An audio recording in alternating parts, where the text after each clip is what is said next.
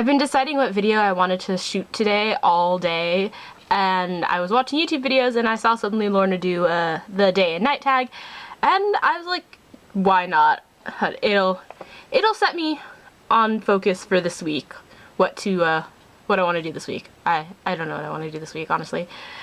But I wrote down all the questions on my Christmas notepad. This is the notepad I passed my Christmas notes out on from year to year when I wrote them.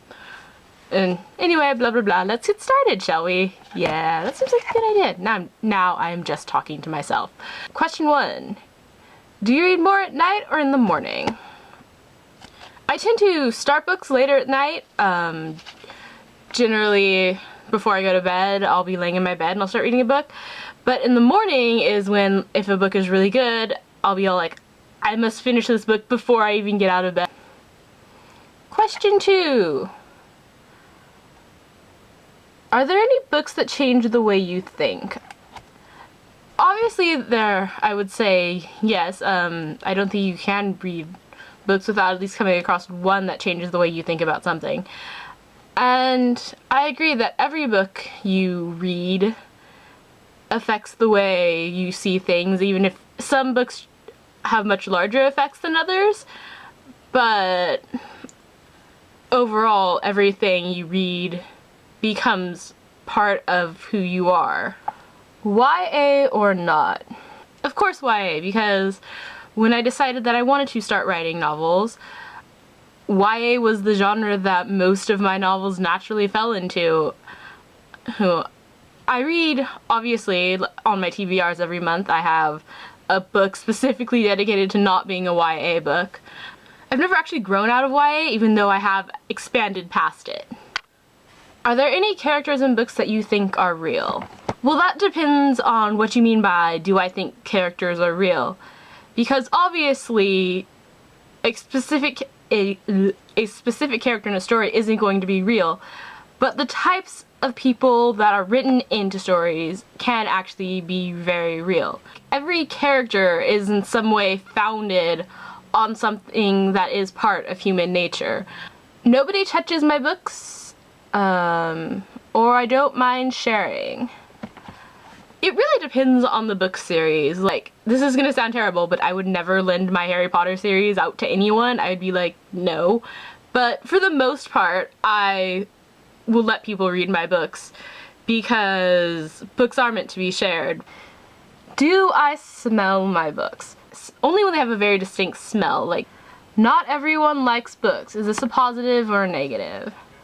As someone who didn't actually like books when I was young because I had a hard time reading, I get that not everyone likes books, and I think it's fine not to like books as long as you are experiencing stories in some way. Movies, TV shows, video games, life. As long as you're not stagnant, I think it's fine. I like my books in new condition, or I don't mind them being used. I get a lot of my books from used bookstores, so a lot of my books already come looking used. I don't mind breaking the spines of my books and to show that I've read it, although I have given myself challenges, like to read books and see if I can do it without breaking the spine. So sometimes the adventure not only is the story, it's trying not to break the spine of the story. Flipping over. Gosh, I have too many books. I actually don't think I do. I have, actually just did the unread books tag recently, and I have about 400 books, and I've read about half of them, so I don't mind having a lot of books. I think one of my goals in life was to actually have a room in my house that was called the library, and it was just full of books of all different types. Still a goal in my life. Have I ever spilt or stained stuff on them? Pretty sure every book I've read prior to college, and probably even some in college, have like the Cheeto stain thing on them, because I'll be like, or the Oreo cookie stain or whatever. Whatever kind of stain. Grease, I'm sure, because I am too into the story to put it down while I'm eating food. And I told a story on my When Books Die video of my Catcher in the Rye book, where the day I bought the book, I spilt soda on it. I think I said it was grape soda in the video, but thinking back, I believe it was actually Shasta Black Cherry, so I don't think it was purple. I think it was like a bright pink.